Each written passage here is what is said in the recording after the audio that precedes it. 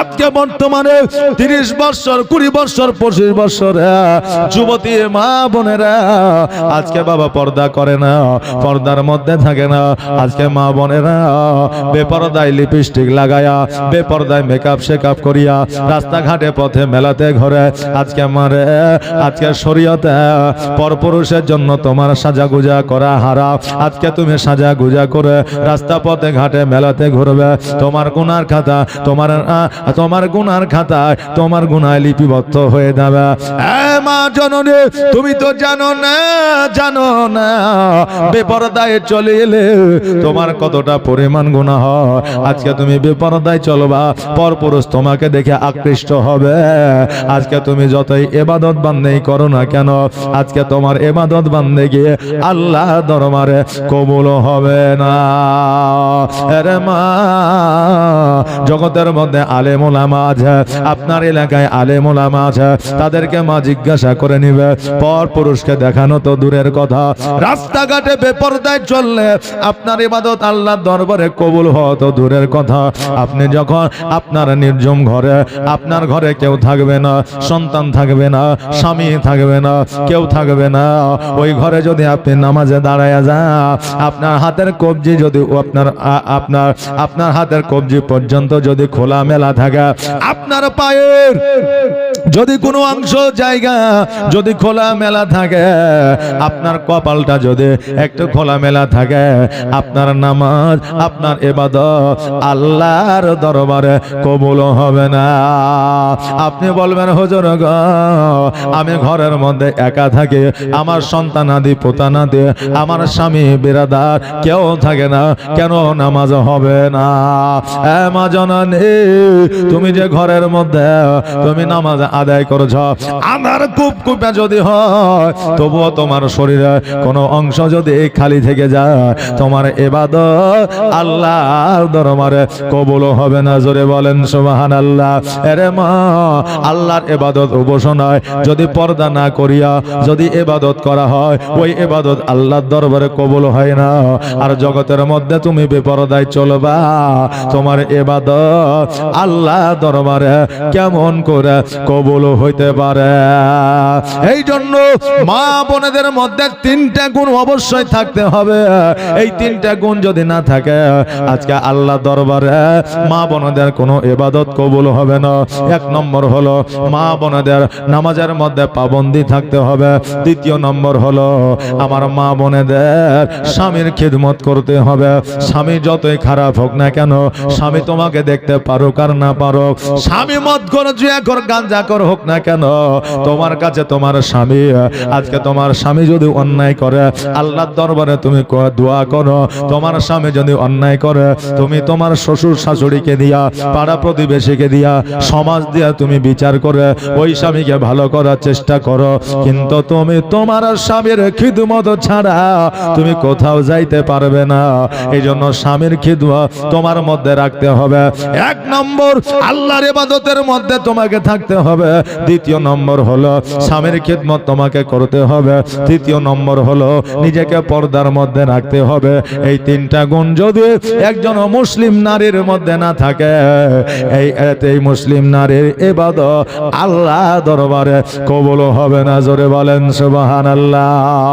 আরে মা, আজকে ফাতেমাতু জোহরা রাদিয়াল্লাহু তাআলা আনহা জীবনের ব্যবস্থা করেছে। আজকে ফাতেমার জীবনী শুনবে, ফাতেমার জীবনী শুনলে আপনার জীবন পরিবর্তন হবে। আজকে ফাতেমা জগতের মধ্যে এমন একটা নারী ছিল, এখনো পর্যন্ত ফাতেমার মতো কোন নারী জগতের মধ্যে হয় না, কিয়ামত পর্যন্ত হবে না। জোরে বলেন সুবহানাল্লাহ।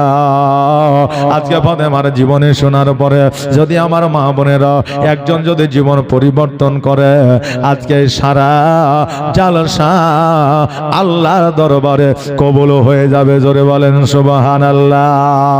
বাবাজি ভাইরা, তাই আমার মা বোনেদের বলবো, আপনারা পর্দা করা, আজকে পর্দা করে রাস্তাঘাটে বাজারে চলেন।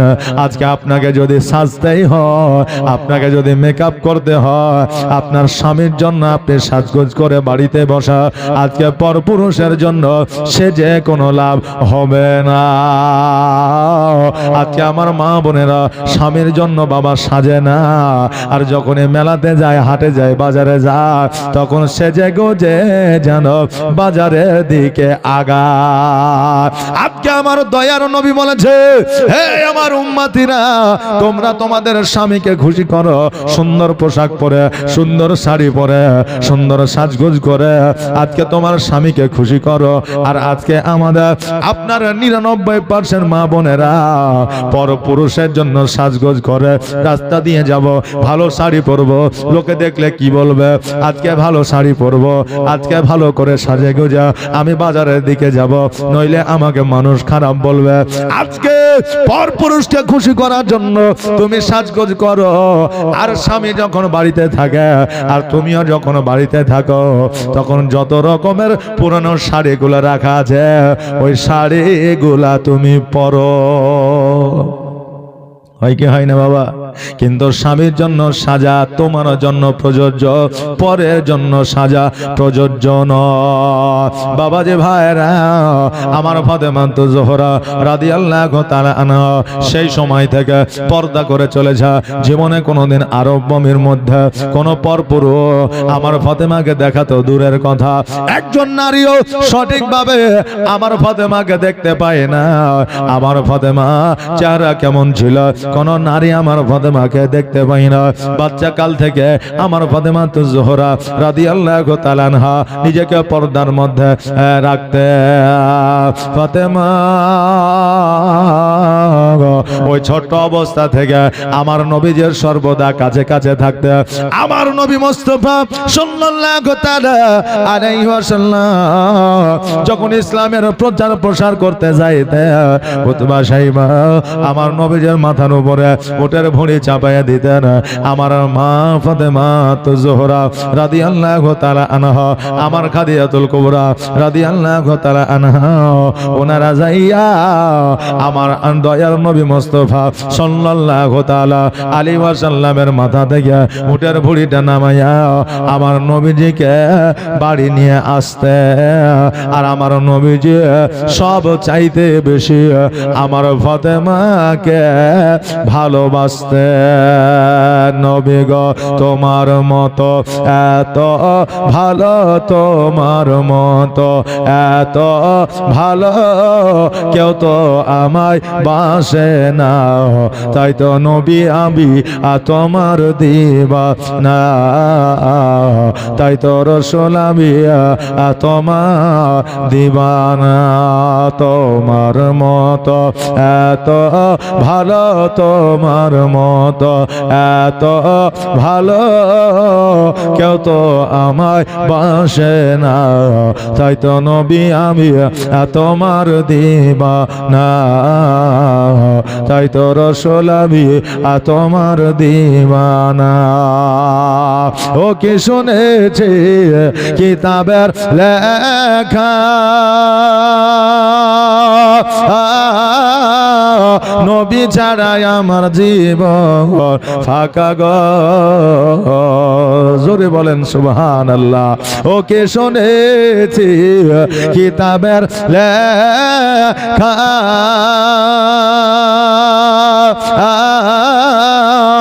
নবী ছাড়াই আমার জীবন ফাঁকা গো। নবীজিকে ভালো না বাসিলে, নবীজিকে ভালো না বাসিলে আল্লাহ পাওয়া যাবে না, তাই তো নবী আমি তোমার দিওয়ানা। তোমার মতো এত ভালো, তোমার মতো এত ভালো কেউ তো আমায় বাসে না, তাই তো নবী আমি তোমার দিওয়ানা, তাই তো রাসূল আমি তোমার দিওয়ানা। আল্লাহুম্মা সাল্লি আলা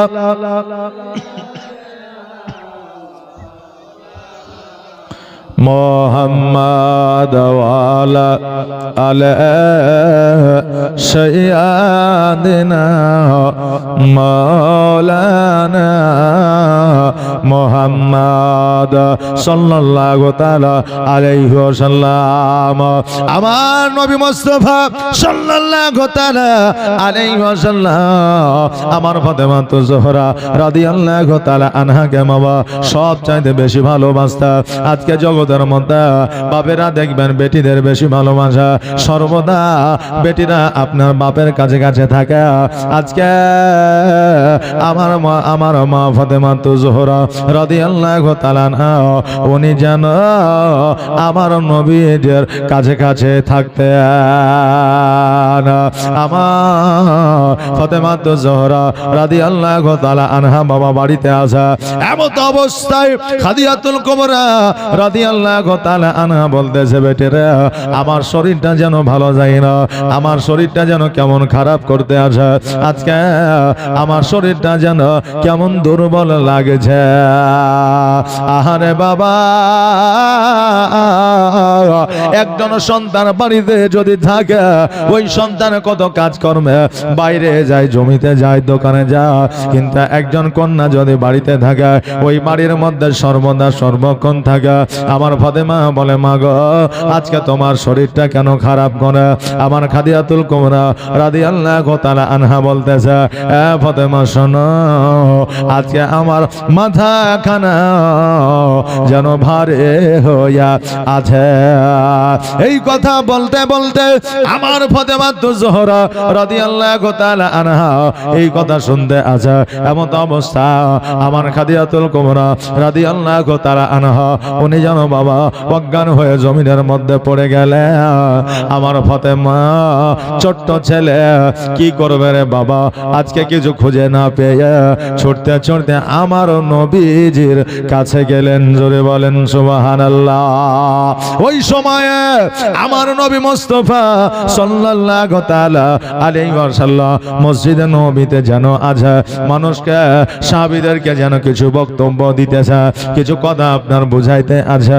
আমার ফাতেমা রাদিয়াল্লাহু তাআলা আনহা ছুটতে ছুটতে যাইয়া আমার নবীকে ডাক দিয়ে বলে, ইয়া রাসূলুল্লাহ, ইয়া হাবিবাল্লাহ, নবী গো আজকে জলদি করে বাড়ির দিকে চলে।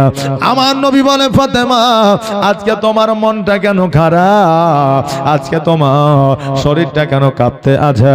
আমার ফাতেমা বলে, ইয়া রাসূলুল্লাহ, ইয়া হাবিবাল্লাহ, নবী গো আমাদের বাড়িতে আমার মা অজ্ঞান হয়ে যেন জমিনের মধ্যে পড়েছে।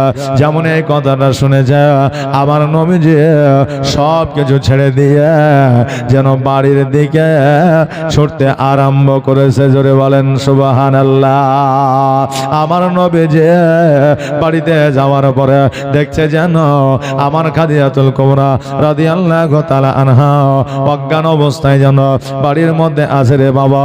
আমার দয়ার নবী মুস্তাফা সাল্লাল্লাহু তাআলা আলাইহি ওয়াসাল্লাম লোটার মধ্যে কিছু পানি নিলেন, খাদিজাতুল কুবরা রাদিয়াল্লাহু তাআলা আনহার যেন মুখমণ্ডলে ছিটায় দিল। আমার খাদিজা দুই চোখ যেন খুলল, জ্ঞান যেন ফিরে আসলো। আর আমার খাদিজা বললেন, ইয়া রাসূলুল্লাহ, ইয়া হাবিবাল্লাহ, নবী গো আমি কখন অজ্ঞান হয়ে গেছে আমি নিজে জানতে পারি না। নবী আমার বলে, খাদিজা আজকে তোমার শরীরে কোনো রোগ নাই, কোনো বানা না, কোনো মুসিবত নাই, জ্বর নাই, জ্বালা নাই, আজকে তুমি অজ্ঞান হইয়া জমিনের মধ্যে পড়ে যাও, কারণটাকে? আমার খাদিজা বলেন, ইয়া রাসূলুল্লাহ, ইয়া হাবিবাল্লাহ, নবী গো আজকে আমার রোগ নাই, বালা নাই, মুসিবত নাই, এটা আমি নিজেও বুঝতে পারছি, তবে ইয়া রাসূলুল্লাহ আমি তবুও অটোমেটিক অজ্ঞান হইয়া জমিনের মধ্যে পড়ে যা। আপনি আপনি বলবেন হুজুর গো সেই আমলে রক্ত পরীক্ষা করা কোনো ল্যাব ছিল না, সেই আমলে ইউএসজির কোনো ব্যবস্থা ছিল না, সেই আমলে কোন রকমের আপনার কোন রকমের ট্রিটমেন্টের ব্যবস্থা ছিল না। আজকে নবী কেমন করে জানতে পারলো যে খাদিজার শরীরে কোনো রোগ নাই বালা না? বাবারে আপনাদের বলে দিয়ে যা, আমার নবীর মতো ডাক্তার সেই আমলে কেউ ছিল না, আমার নবীর মতো বিজ্ঞান সেই আমলে কেউ ছিল না, আমার নবীজির মতো সেই আমলে আপনার মাস্টার কেউ ছিল না, এখনো পর্যন্ত হয় না, কিয়ামত পর্যন্ত হবে না। জোরে বলেন সুবহানাল্লাহ। বাবাজি ভাইরা, আমার দয়ার নবী বলতেছে খাদিজা শোনো, আজকে জগতের মধ্যে তুমি অজ্ঞান হয়ে জমিনের মধ্যে পড়ে যাও, এর তো একটা কারণ আছে। কারণটা কি বলো? তোমার শরীরে কোনো রোগ না, তবু অজ্ঞান কেন হয়ে যাও? খাদিজা বলে নবী গো, আপনি আমাকে একদিন বলেছিলেন কবর সম্পর্কে, কবরের আযাব সম্পর্কে, পুলসিরাতের সম্পর্কে আমার সাথে আলোচনা করেছিলেন, জাহান্নামে আগুন সম্পর্কে আপনি আমার সাথে আলোচনা করেছিলেন। ইয়া রাসূলুল্লাহ, আমি খাদিজা যখন ওই কবরের আযাবকে মনে করে, যখন ওই জাহান্নামের আগুনকে মনে করে, পুলসিরাতকে যখন স্মরণে করে, আমি খাদিজা অটোমেটিক অজ্ঞান হইয়া জমিনের মধ্যে পড়ে যায়। জোরে বলা যাবে না সুবহানাল্লাহ। আরে বাবা,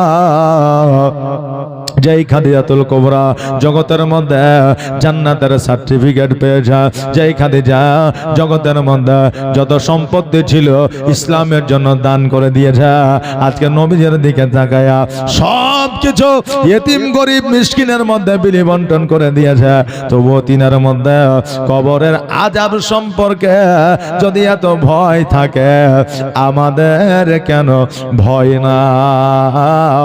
আজকে আমরা কবর দেখে ভয় করি না, পুলসিরাতকে স্মরণ করি না, জাহান্নামকে আমরা স্মরণ করি না। আমার নবী বলেছে উম্মাত উম্মাতিরা প্রতিদিন প্রতিনিয়ত যদি মরণকে 70 বার করে স্মরণ করো, আমার আল্লাহ কিয়ামতের দিয়ে তোমাদের শহীদের দরওয়াজা দান করবে। জোরে বলে সুবহানাল্লাহ। বাবাজি ভাইরা, আজকে আমার নবী মুস্তাফা বললে খাদিজা শোনো, আজকে তোমার চিন্তার কিছু নয়, আজকে কবরে আযাব সম্পর্কে তোমার ভয়ের কিছু না, আমি নবী যে তোমাকে জান্নাতের সার্টিফিকেট দেব। খাদিজা, আজকে জাহান্নামের আগুন তোমাকে পোড়ানো তো দূরের কথা, কবরের ডান দিকের মাঠে বাম দিকের মাঠে তোমাকে চাপ দিতে পারবে না। আমার খাদিজা বললেন ইয়া রাসূলুল্লাহ, ইয়া হাবিবাল্লাহ নবী গো, আজকে আমি জানি ডান দিকের মাঠে বাম দিকের মাটি আমাকে চাপ দিতে পারবে না, জাহান্নামের আগুন আমাকে পুড়াইতে পারবে না, তবু নবী গো এত ভয়াবহ অগ্নি জাহান্নামের মধ্যে আছে আপনি আমাকে শুনিয়েছেন, এই চিন্তা আমার মাথা থেকে যেন দূর হয় না। বাবা যে ভাইরা, জগতের মধ্যে সব রোগের ওষুধ আছে রে বাবা, এমনকি ক্যান্সার হয়ে গেলেও এখন বর্তমানে কেমো দিয়া ক্যান্সারের রোগ পর্যন্ত দূর করা হচ্ছে, কিন্তু এখনো পর্যন্ত কোন বিজ্ঞান মানসিক রোগের চিকিৎসা করতে পারে না, ওষুধ বানাইতে পারে নাই। জোরে বলেন সুবহানাল্লাহ। মানসিক চিন্তা মানসিক রোগ যার মধ্যে ঢুকে যাবে, অতি সহজে বাবা বার করা যাবে না। খাদিজা বলে ইয়া রাসূলুল্লাহ, ইয়া হাবিবাল্লাহ নবী গো, আমি জানি আমাকে জাহান্নামের আগুন পুড়াইতে পারবে না, কবরে আমাকে চাপ দিতে পারবে না, তবুও নবী গো আজকে ওই কবরের কথা মনে পড়ে গেলে, ওই জাহান্নামের কথা মনে পড়ে গেলে আমি যেন অটোমেটিক অজ্ঞান হয়ে হয়ে জমিনের মধ্যে পড়ে যায়। আমার নবী বলে খাদিজা তুমি চিন্তা করিও না, তোমাকে জান্নাতের সার্টিফিকেট আমি নবী দেব।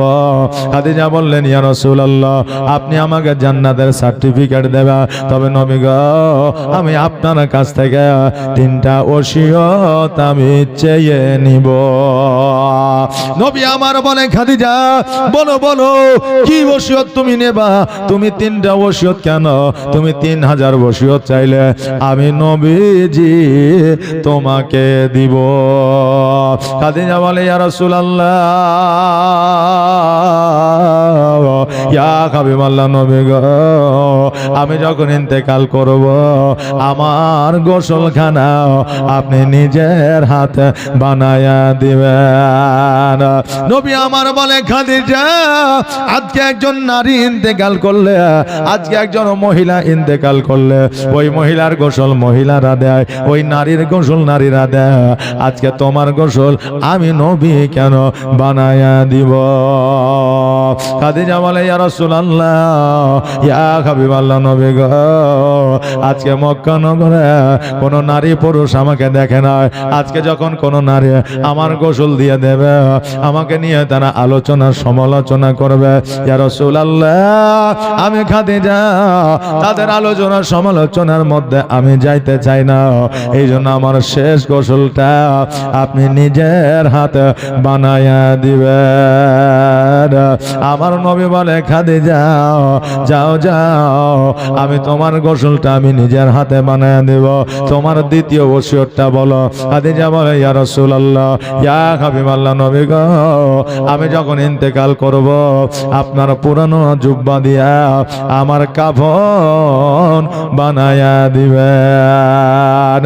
খাদিজা যখন এই কথা বললে নবী আমার বলে খাদিজা আজকে ইসলামের জন্য যত সয় সম্পত্তি ছিল সব কিছু তুমি দান করে দিয়েছ, এ খাদিজা আজকে তোমার শেষ সময় ইন্তেকালের সময় জগৎ পরিবর্তনের সময় আমি একটা নতুন কাপড় তোমাকে দিতে চাই। খাদিজা বললেন ইয়া রাসূলুল্লাহ আমার নতুন কাপড় চাই না, আমার আপনার পুরানো জুব্বা মোবারক চাই। ইয়া রাসূলুল্লাহ আজকে নতুন কাপড় দিয়া আমাকে দাফন করে দিবা, কবরের ডান দিকের মাঠে বাম দিকের মাঠে আমাকে চাপ দিতে পারে, কিন্তু নবী গো আপনার জুব্বা মুবারক আমার শরীরে যদি জড়ায়া থাকে ওই কবরের ডান দিকের মাঠে বাম দিকের মাঠের ক্ষমতা হবে না আমাকে কোন দিয়ে কিয়ামত পর্যন্ত চাপ দিতে পারবে না। জোরে বলেন সুবহানাল্লাহ। বাবা রে ভাইরা আজকে নবী জুব্বা মুবারকের যদি এত পাওয়ার হতে পারে আমার নবীর পাওয়ার কত ছিল। আমার নবী বলে খাদিজা যাও যাও যাও আমার জুব্বা দিয়া তোমার কাফন বানিয়ে দেব, তোমার তৃতীয় ওসিয়তটা বলো। খাদিজা বলে ইয়া রাসূলুল্লাহ ইয়া হাবিবাল্লাহ নবী গো আজকে আমার তৃতীয় ওসিয়তটা হইল আমাকে কবরে যেন কোনো জগতের মানুষ না নামায়, আপনি আমাকে কবরে নামায়া দিবেন। আমার নবী বলে খাদিজা আমি তোমাকে কবরে নামাবো, তার কারণটাকে নবী আমার সবকিছুই জানা, কিন্তু ইতিহাসের পাতায় তুলে দেওয়ার জন্য মানুষকে জানানোর জন্য মানুষকে বোঝানোর জন্য আজকে খাদিজার কাছ থেকে বাবা আমার নবী শুনতে যায়। বাবারে আজকে দয়ার নবী মুস্তাফা সাল্লাল্লাহু তাআলা আলাইহি ওয়াসাল্লাম জগতের মধ্যে 63 বছর জীবন যাপন করেছিল। এই 63 বছর আমার নবীজির চোখ থেকে কোনদিন কোন সময় যেন চোখের পানি পড়া বন্ধ হয় নয়। নবী আমার সর্বদা কেঁদেছে, তবে বাবা টাকা পয়সা জমি জায়গা অট্টালিকা বাড়ি গাড়ির জন্য কাঁদে নয়, বাপ মা ভাই বোন স্ত্রী সন্তানের জন্য কাঁদে নাই। আমার নবী 63 বছর ধরে কেঁদেছে। নবীজি কেঁদেছে শুধুমাত্র উম্মাতের জন্য। জোরে বলেন সুবহানাল্লাহ।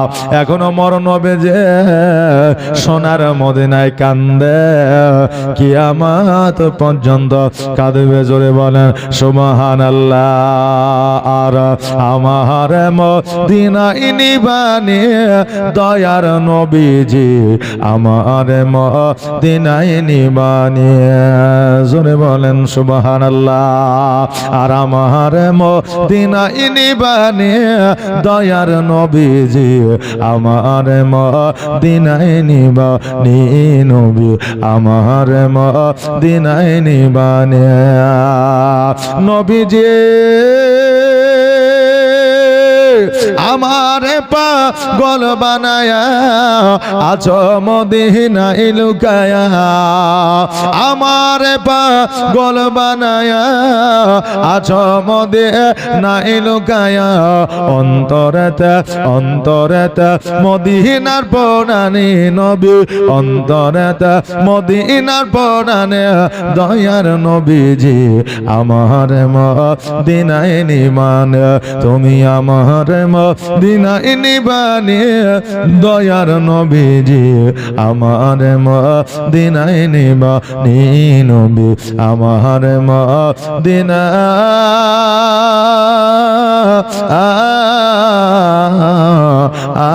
নিবানে।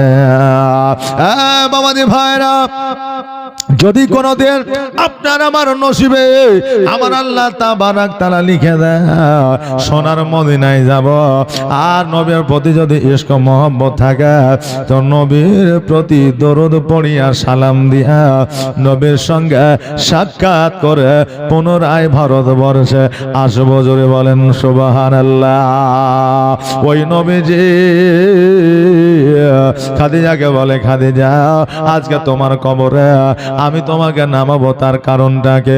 খাদিজা বলে, ইয়া রাসূলুল্লাহ, ইয়া হাবিবাল্লাহ, নবী গো, আজকে আমাকে জগতের মানব যদি কবরে নামায় দেয়, ওই কবরে আজকে জান্নাতের বিছানা আমার আল্লাহ হয়তো দিবে না, কিন্তু নবী গো আপনার কদমের ধুলা, আপনার পায়ের ধুলা যদি আমার কবরে পৌঁছে যাও, আল্লাহ তরফ থেকে জান্নাতের বিছানা চলে আসবে। জোরে বলেন সুবহানাল্লাহ। আমার নবী বলে, খাদিজা তুমি চিন্তা করিও না, চিন্তা করিও না, আজকে যে তিনটা ওসিয়ত তুমি আমাকে বললো, আমি নবী তোমার তিনটা ওসিয়ত আমি পূরণ করব। আহারে বাবা, আজকে আমার খাদিজাতুল কুবরা রাদিয়াল্লাহু তাআলা আনহার বাবা কেমন আপনার ওসিয়ত ছিল, আর বর্তমানে আমাদের মা বোনেদের ওসিয়ত বাবা কেমন হয়? খাদিজা বললে, আমার ইন্তেকালের পরে আমার গোসলটা আপনি বানাইয়া দেবেন, আমার ইন্তেকালের পরে আপনার পুরানো জুব্বা দিয়ে কাফন বানাইয়া দেবেন, আমার ইন্তেকালের পরে আজকে আমাকে আপনি কবরে নামাইয়া দিবেন বাবারে। আর আজকে আমাদের মা বোনের ওসিয়ত যে আমি মারা গেলে আমার কানের সোনাখানা আমার বড় বেটিকে দিও, আমার গলার মালাখানা আমার ছোট বেটিকে দিও, আর আমার হাতের চুড়িগুলা আজকে আমার মেজ বেটিকে দিও। বাড়ির বসতখানা বেটার আগে দিস, তোরা যেন লিস না। আমাদের মা বোনদের ওসিয়ত, বুঝলেন না? তোরা যেন লিস না, এই ওসিয়ত আমার মা বোনেরা করে যা। কিন্তু মারে আজকে তোমাদের বলে দিয়ে যায়, তুমি মারা গেলে তোমার যে সয় সম্পত্তি, সোনা দানা, টাকা পয়সা আছে, তোমার সন্তানেরাই নেবে, কেউ হয়তো বেশি, কেউ হয়তো কম। আজকে ওই ওসিয়ত করে গেলে তোমার সম্পত্তি তারা পাবে, আজকে ওসিয়ত না করে গেল তোমার সম্পত্তি তারা পাবে। তবে মা আজকে ওই ওসিয়তটা না করে আজকে যদি তোমার সন্তানদের বলতো, আমার জন্য একটা মসজিদে ইট লাগাইয়া দিবে, আমার জন্য একটা মাদ্রাসায় ইট লাগাইয়া দিবে, আমার জন্য জালসায় 100টা টাকা দিয়ে দিবে, আমার জন্য রাস্তার ধারে একটা টিউবওয়েল লাগাইয়া দিবে, আমার জন্য রাস্তার ধারে একটা গাছ লাগাইয়া দিবে, এইগুলা যদি করা যায় রে বাবা, এই ওসিয়ত গুলা যদি করে যায়, সন্তানাদিরা যদি করে, আজকে এগুলো গুলার সব সাদকায়ে জারিয়া হিসাবে তার কবরে পৌঁছাতে থাকবে। জোরে বলেন সুবহানাল্লাহ। কিন্তু বাবা আমরা ওসিয়ত করে যাই না তো যাই না। আজকে গাছের সাথে সাদকায়ে জারিয়া সম্পর্ক কি আছে? রাস্তার ধারে যখন একটা গাছ লাগায় দিবেন, গরমের দিনে যখন মানুষজন ওই জায়গায় আরাম করবে, তখন সাদকায়ে জারিয়া হিসাবে আপনার কবরে নেকি পৌঁছে যাবে। আজকে রাস্তার ধারে যদি একটা পানির ব্যবস্থা করে দেন, টিউবওয়েল যদি বসায়া দেন, তবে ওই টিউবওয়েলে রাস্তার ধারের মানুষ যদি পথের মানুষ যদি পানি পান করে, ওই সবটা আপনার কবরে সাদকায়ে জারিয়া হিসাবে পৌঁছে যাবে। তবে মামা বর্তমানে রাস্তার ধারে টিউবওয়েল বসানো তো দূরের কথা, সরকার যদি একটা টিউবওয়েল রাস্তার ধারে বসায়া দেয়, আমরা কবে নিজের বাড়িতে ঢুকাবো এই নিয়ে মারামারি লাগাইয়া দেয় নাকি বলেন? হ্যাঁ বাবাজি ভাইরা, আজকে সন্তানদের যদি ওসিয়ত করে যেতে হয়, এই রকম ওসিয়ত করে যাবে, কোন জগতের ওসিয়ত করে যাবেন না। যদি জগতের ওসিয়ত করে যান, আজকে আপনার কোনো লাভ হবে না। এইদিকে নবী মুস্তাফা সাল্লাল্লাহু তাআলা আলাইহি ওয়াসাল্লাম বলে, খাদিজা আজকে তোমার ওসিয়ত আমি পূরণ করব, তুমি চিন্তা করিও না, চিন্তা করিও না। এবার আমার নবী যে ইসলামের প্রচার প্রসারে আপনার লেগে গেল, একদিন 2 দিন 5 দিন 7 দিন অতিবাহিত হয়ে গেল। হঠাৎ করে আমার খাদিজাতুল কুবরা রাদিয়াল্লাহু তাআলা না, উনি যেন আবার পুনরায় অজ্ঞান হয়ে গেল। বাবারে, একবার নয়, 2 বার নয়, 3 বার আমার খাদিজা অজ্ঞান হয়েছিল। আবার নবীজির জাং মুবারকের উপরে মাথা দিয়া খাদিজা বলতেছে, ইয়া রাসূলুল্লাহ, ইয়া হাবিবাল্লাহ, নবী গো, আজকে আমার সময় আমার আল্লাহ আমাকে হয়তো ডাক দিয়েছে, আমাকে চলে যেতে হবে। তবে ইয়া রাসূলুল্লাহ, আমি যে 3টা ওসিয়ত আপনাকে দিয়েছিলাম, ওই ওসিয়ত আমার আপনি পূরণ করবেন। নবী আমার বলে, খাদিজা তুমি চিন্তা করিও না, আমি নবী তোমার 3টা ওসিয়ত পূরণ করব। যদি আরো কিছু ওসিয়ত তোমার করে যাওয়ার থাকে, তুমি আমাকে বলো। আমার খাদিজা বললে, ইয়া রাসূলুল্লাহ, ইয়া হাবিবাল্লাহ, নবী গো, আমার জগতে আর কোনো ওসিয়তের দরকার না, আজকে 3টা ওসিয়ত পূরণ করলেই হবে। বাবাজি ভাইরা, আমার খাদিজাতুল কুবরা রাদিয়াল্লাহু তাআলা আনহা আমার নবীজির সঙ্গে যেন কথাবার্তা বলতে আছে, এমন অবস্থা আমার নবীর কালেমা পড়ে, লা ইলাহা ইল্লাল্লাহ মুহাম্মাদুর রাসূলুল্লাহ সাল্লাল্লাহু তাআলা আলাইহি ওয়াসাল্লাম কালেমা পড়তে পড়তে আমার খাদিজা যেন ইহ জগৎ ছেড়ে পরজগৎ গমন করলেন। একবার আওয়াজ দিয়ে বলেন, ইন্না লিল্লাহি ওয়া ইন্না ইলাইহি রাজিউন। জীবনের অন্তিম কালে ইজরাইল আসিয়া সোনার জীবন যাবে রে লইয়া, সোনার জীবন যাবে রে লইয়া। এত যত্নে যারে তুমি ঘরেতে রাখিলে, যাহার লাগে দুঃখ কষ্ট কতই না সহিলে, এত যত্নে যারে তুমি ঘরেতে রাখিলে, যাহার লাগে দুঃখ কষ্ট কতই না সহিলে। আর আজ তোমার ফাঁকি দিয়া, আজ তোমার ফাঁকি দিয়া গেল রে উড়িয়া, সোনার জীবন যাবে রে লইয়া জীবনের অন্তিম কালে আজরা ইলাসিয়া সোনার জীবন যাবে রে লইয়া কবর তোমার মাটির ঘর মাটির বিছানে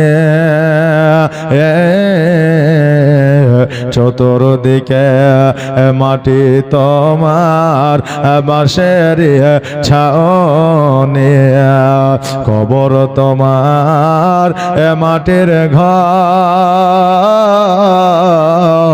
মাটির বিছানে